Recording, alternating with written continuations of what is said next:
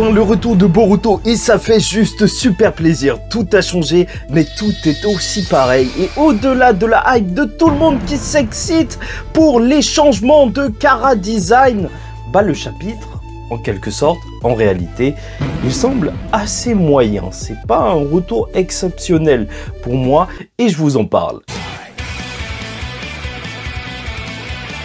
Mesdames et messieurs, ici Chage, on se retrouve aujourd'hui pour la review du chapitre numéro 1 de Boruto To Blue Vortex, donc avec le titre juste Boruto, et si tu considères que c'est juste la suite de Boruto, donc c'est le chapitre 81, mais quoi qu'il en soit, c'est une belle référence au tout premier chapitre de Boruto qui était Boruto Uzumaki. Cette fois, c'est juste Boruto, car Boruto n'est plus un Uzumaki, et bien sûr on va parler des chara design, et t'inquiète pas, on va les vanner, on va aller très loin, et au-delà de tout ça, je préfère vous rappeler bien sûr qu'on a deux cas de figure en théorie dans les ellipses. Enfin, il peut y en avoir d'autres, mais globalement, on a les ellipses qui laissent juste en fait l'univers respirer, en fait juste le temps passer pour qu'il y ait des événements plus importants comme dans Black Clover où il n'y a pas forcément de grosses choses qui se passent durant les ellipses mais qui sont juste des moments de vie où les personnages vont grandir. Et on a un second type donc d'ellipses vont surtout être provoqués par des événements comme Sasuke qui quitte le village, Naruto doit partir s'entraîner, et là c'est encore plus urgent dans cette suite de Boruto en quelque sorte, dans le sens où Boruto doit certes fuir le village après qu'il ait été nommé comme l'ennemi numéro 1, mais surtout en fait là, le village est censé être bientôt sous attaque et c'est ça qu'on va voir lors de ce chapitre. Bon, je vais pas vous mentir, même si la hype est réelle et que je vais me faire défoncer en commentaire, je m'en fiche. C'est vrai que ce chapitre m'a pas totalement convaincu, mais je vais vous expliquer tout ça et on part tout de suite sur la rencontre entre Sarada et le 8e Hokage. Puisque, bien entendu, Sarada n'a pas chômé. Tous les jours, elle vient crier sur Shikamaru qui est devenu le nouvel Hokage.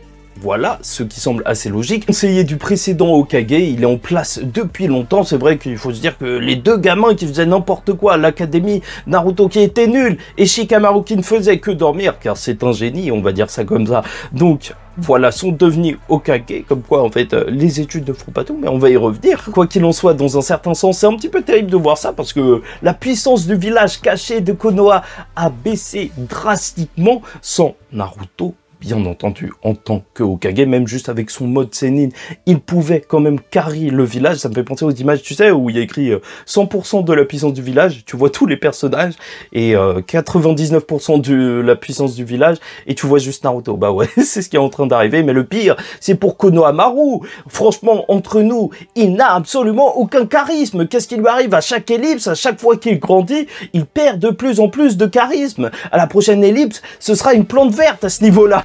Quelle humiliation! Nous sommes humiliés! Bref, Sarada, elle va tenter de convaincre le Hokage que Boruto n'a rien fait. C'est ce qu'elle aura fait durant l'ellipse. En fait, c'est ça peut-être qu'elle aura fait de son temps libre. En fait, tout le temps venir dans le bureau de Shikamaru. Mais bien sûr, il ne va pas la croire. Mais plus que ça, et ça c'est assez intéressant, c'est que même s'il donnait l'ordre d'arrêter de pourchasser Boruto, le village tout entier ne croit pas en lui. A eu le cerveau lavé, il pense que Boruto a tué le 7e Hokage et donc en fait ça ne passerait jamais. Il n'y a aucun monde où Boruto pourrait revenir dans le village après ces événements. Voilà, ça c'est déjà quand même assez intéressant. Même si Orochimaru il vit plutôt tranquille, donc sait-on jamais, il vit pas dans le village donc.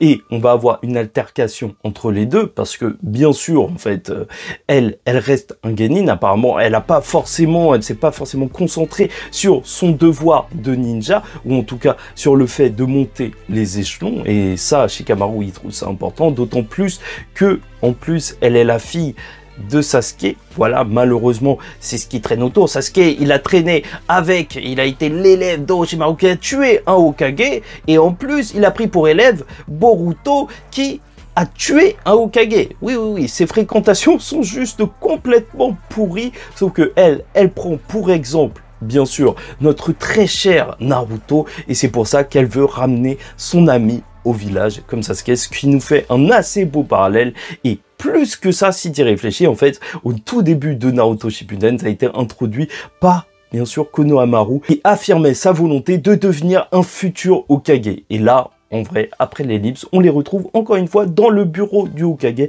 avec une Sarada qui veut devenir un futur Hokage, mais ne pas prendre en modèle les Hokage, mais surtout prendre en modèle Naruto. Et ça, c'est magnifique. Après, bon, le fait qu'elle pense qu'elle puisse devenir Hokage juste en étant Genin parce que Naruto l'a fait, non, ça marche pas comme ça. Malheureusement, c'est comme les mecs qui disent que, ouais, Mark Zuckerberg, il a quitté l'école et il est devenu ultra riche ou le patron de je sais pas quoi.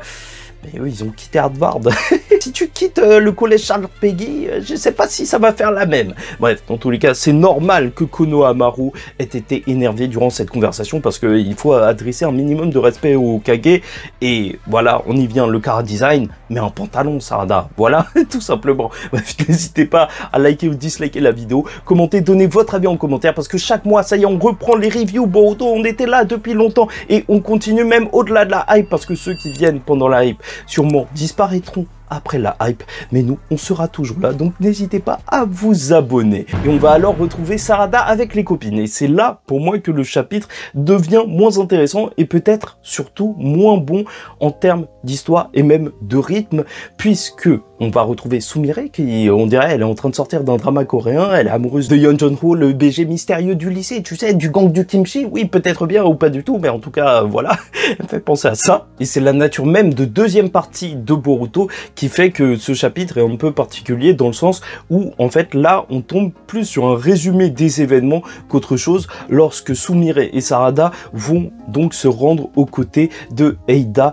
et bien sûr son petit frère Daimon. Ça ralentit assez le rythme, en fait, d'avoir ce gros résumé des événements alors que ça, on les connaissait déjà, mais c'est vrai que si tu considères que c'est le début d'une nouvelle série, bah, c'est assez bienvenu, mais je reparle encore des critiques sur ce chapitre un petit peu plus tard. Quoi qu'il en soit, elle le dit, elle comprend mieux son pouvoir d'Ototsuki qui lui permet de formuler un souhait qui était le souhait de Kawaki, donc d'être à la place de Boruto, mais malheureusement Sarada ne devrait pas continuer à essayer de convaincre les personnes parce que même s'ils apprennent pour ce jutsu, et ça c'est assez intéressant, en soi ils vont juste se dire que c'est peut-être juste Sarada et Sumire qui ont le cerveau lavé, mais ça remet en place le mystère sur le fait que bien sûr Sarada et Sumire, on ne sait pas comment, en fait, elles ont pu résister à ce sort. Est-ce que c'est parce qu'elles sont proches d'Eida? Est-ce que c'est parce qu'elles sont amoureuses de Boruto? Dans tous les cas, la situation reste tout de même assez tendue, dans le sens où Eida se rend bien compte que si elle résiste à ça, peut-être qu'elle résiste même à l'attraction d'Eida. Et c'est peut-être juste parce qu'elles ont résisté à l'attraction d'Eida, justement, qu'elles n'ont pas été affectées par le jutsu. Peut-être qu'il faut être ami avec Eida. Pour rappel, tous ceux qui sont des Ototsuki ou qui partagent le sang de Eida ne sont pas affectés par le jutsu et ça veut dire que Sarada et Sumire en théorie font partie même des seules personnes qui pourraient tuer Eida. Et c'est pour ça que Daimon, tu vas voir grogner dans un coin, on dirait un petit chien lors de chapitre, mais c'est vrai que en fait ils sont toujours en territoire ennemi. Bon, ils n'ont pas changé en termes de chara design les deux parce que ça reste des cyborgs. Mais voilà cette partie un petit peu résumée des événements. Je trouve qu'elle ralentissait le rythme du récit alors que en fait les deux derniers chapitres, on les a passés à établir ceux qui viennent de tout juste de dire. Bon, bref, passons directement à l'autre sujet, Kawaki et Mitsuki, puisque la première fois qu'on va retrouver Kawaki, et je trouve que c'est ultra symbolique, c'est de le retrouver dans l'autre dimension où se trouvent Naruto et Hinata. On sent vraiment que le personnage est plein de remords. Encore une fois, son objectif n'est pas de détruire la vie de Boruto, mais surtout d'éliminer toutes les menaces qui pourraient se dresser face à lui. Tant il aime le personnage de Naruto et le village qu'il veut protéger. Et c'est pour ça qu'il veut anéantir un Boruto qui pourrait être par le futur donc possédé par Momoshiki ou autre. Et il est même prêt à sacrifier sa propre vie. Il fait tout ça pour Naruto et ça nous est rappelé assez bien, en fait. La mise en scène marche juste en le voyant face à Naruto. Et bien sûr, dans cette dimension, Naruto n'a pas vieilli. Reste à voir ce qui va se passer quand il va se rendre compte que Himawari et Boruto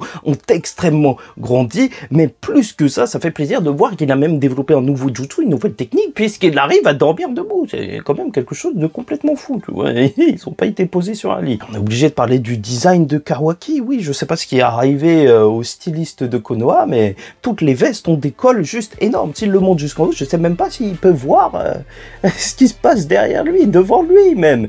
Et les pantalons sont beaucoup trop longs, mais ça, c'est pas grave. En vrai, son design marche assez bien et est dans la lignée de ce que nous a proposé Boruto. Oui, avec Eida qui était un petit peu choquante pour le style Naruto, tu vois, Japon traditionnel. Bref, on va le voir retrouver Mitsuki, un Mitsuki qui, justement, a eu aussi la position inversée dans son cœur, dans sa tête, dans son esprit, entre Boruto et Kawaki, et c'est pour ça qu'il considère Kawaki vraiment comme son soleil et il veut le suivre partout. C'est ce qu'il fait, il veut le protéger de Boruto qui a tenté de le tuer, tenté de tuer le fils du Hokage alors qu'il a déjà tué le Hokage, et c'est à la fois normal, même si Kawaki va partir, et à la fois un petit peu chelou, et il le dit, en vrai, arrête de faire comme un pervers fou, et il a raison, il fallait absolument que quelqu'un lui dise, mais tu sens que quand même il y a une petite vague de doute à l'intérieur de son corps, il se demande, ouais si c'est vraiment son soleil, et c'est vrai que pourquoi il serait tombé amoureux de ce type, ouais, parce que c'est de l'amour Mitsuki, il faut pas mentir. Après son design, j'ai rien à dire, franchement je trouve que c'est celui qui me plaît plus. Après peut-être que c'est parce que ça reste le plus dans un côté un petit peu traditionnel japonais, même si il y a de longues bottes. Bref, c'est sur ça que la conversation entre les deux va s'arrêter. Un Kawaki qui est en train de s'envoler, ça me fait toujours aussi bizarre. Je sais que c'est un pouvoir des Otsutsuki, mais j'ai l'impression qu'on est dans Dragon Ball parce qu'il a été alerté du fait que des griffes de code se trouvent dans le village, donc les griffes qui permettent la téléportation, les marques de code à l'intérieur là du village, et c'est assez urgent. Et donc parlons-en de la grande réunion des trois personnages. Bah non, avant ça on a un mini passage sur Himawari, et c'est quelque chose qui est juste génial en fait. Le personnage d'Himawari, avec cette ellipse, il pourra avoir beaucoup plus de place dans l'histoire parce que voilà, elle est devenue grande, elle peut se battre, elle est en compagnie de Inoshikasho, enfin tu vois, le trio légendaire, enfin plus Shosho lors de son entraînement. Elle veut devenir forte car en fait elle a quand même tout de même confiance en Boruto dans un certain sens, même si ses souvenirs sont inversés. Elle avait confiance en Kawaki qu'elle considérait comme un frère, elle ne croit pas qu'il ait pu tuer ses parents, et même elle les sent plus ou moins, et ça c'est vraiment super intéressant, et j'ai super hâte de voir la re-rencontre entre Boruto et Himawari. Ça risque d'être émotionnellement extrêmement fort, et de toute façon le personnage d'Himawari avant, depuis le début de Boruto, c'était mon chouchou. Oui, c'était le personnage que je voulais voir, c'était elle qui me mettait le smile dans cette série. Elle avait l'air monstrueusement puissante, et surtout, c'était un personnage plein de cœur. En fait, c'est un personnage que je préfère à Boruto. Mais le Boruto a bien changé et est devenu extrêmement charismatique. En plus, il a une petite broche qui fait référence à Himawari, donc une fleur plus ou moins de tournesol ou je sais pas quoi, mais on y est. Surtout que la série Naruto a tellement maltraité le Byakugan, il y en a eu que pour le Sharingan. Donc oui, je veux voir Himawari sur le devant de la scène. Donc la grande folie de ce chapitre avec la réunion de Kawaki, Code et Boruto, et qui fait justement que l'ellipse a commencé lors de ce chapitre. Parce que cet événement va absolument tout changer. Tu vois que les gens en ont marre de Code, un Code qui menace d'attaquer le village. Il y a même des rumeurs comme quoi Boruto serait celui qui empêche Code d'accéder au village. Et ça, c'est assez intéressant. Comme quoi, en fait, même le village tout entier pourrait se douter de quelque chose. Et par la suite, Boruto pourrait avoir une rédemption à travers ça. Même si Kawaki va réduire une des traces de griffes de Code qui lui permet de se téléporter, en fait, il en a placé sur les gens. Et c'est pour ça qu'on va voir les Freezer, tu sais, les clones, les soldats de Code apparaître dans le village, qui proviennent donc d'un Jubi et qui sont donc extrêmement puissants. Tu vois que Kawaki, il a vraiment le respect, la confiance du Hokage, de Shikamaru en tant que fils de Naruto, et même Naruto est mort. Donc là, il maîtrise vraiment tout. Il a pu surveiller Boruto depuis le début de l'ellipse, ou en tout cas l'empêcher de venir dans le village, parce que avec ses pouvoirs d'Ototsuki, même si Boruto peut dissimuler son chakra, il ne peut pas échapper à un autre Ototsuki, et c'est pour ça qu'il n'était pas revenu dans le village. Et même s'il va se battre contre ce Freezer, et que Sarada va aussi arriver, parce que ils vont commencer à sortir de plus en plus, bah là, ça va devenir intéressant. Non pas parce qu'il y aura une confrontation entre les deux, parce que j'ai très hâte de voir ce que Sarada elle dit à Kawaki, parce qu'elle sait, elle, que Kawaki est un gros traître, qu'il a gâché la vie de Boruto. Ça va surtout devenir très intéressant lorsque Code va lui-même arriver directement dans le village, car il est à la recherche de Boruto et il sait que s'il attaque le village, alors Boruto viendra, bien sûr, en tant que Hokage de l'ombre, un petit peu comme ce que Sasuke voulait faire à la fin de Naruto Shippuden, et ça, c'est juste magnifique. Et en plus, Code a retenu le nom de Sarada Uchiha.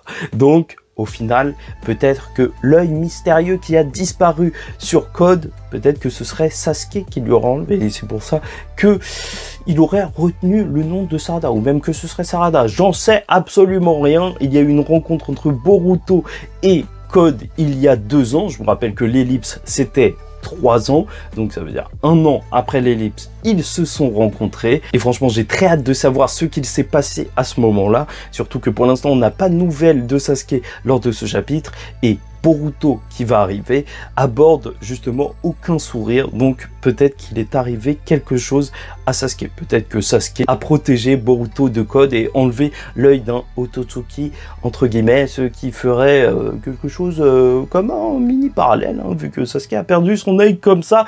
Bref, voilà, Boruto qui arrive, c'est une véritable masterclass, on va pas se mentir, le mec marche sur le game, mais littéralement, il est en train de marcher sur l'ennemi de l'arc, ça n'a absolument aucun sens et c'est hyper badass. Il est là pour protéger Konoha, même 3 ans après sa disparition, même s'il est pourchassé par le village. Et fait très intéressant parce que même si au début du chapitre on dirait que Shikamaru ne croit pas Sarada, bah, il se concentre et envoie les troupes plus sur les clones de Freezer que sur Boruto lui-même. Donc voilà, il attend même de voir les mouvements de Boruto, comme quoi lui aussi il doit avoir quand même un certain doute sur le personnage. C'est sur ça que ça va se terminer, plus que la rencontre entre Boruto et Code, surtout celle entre Boruto, Code et Kawaki, les vortex du destin.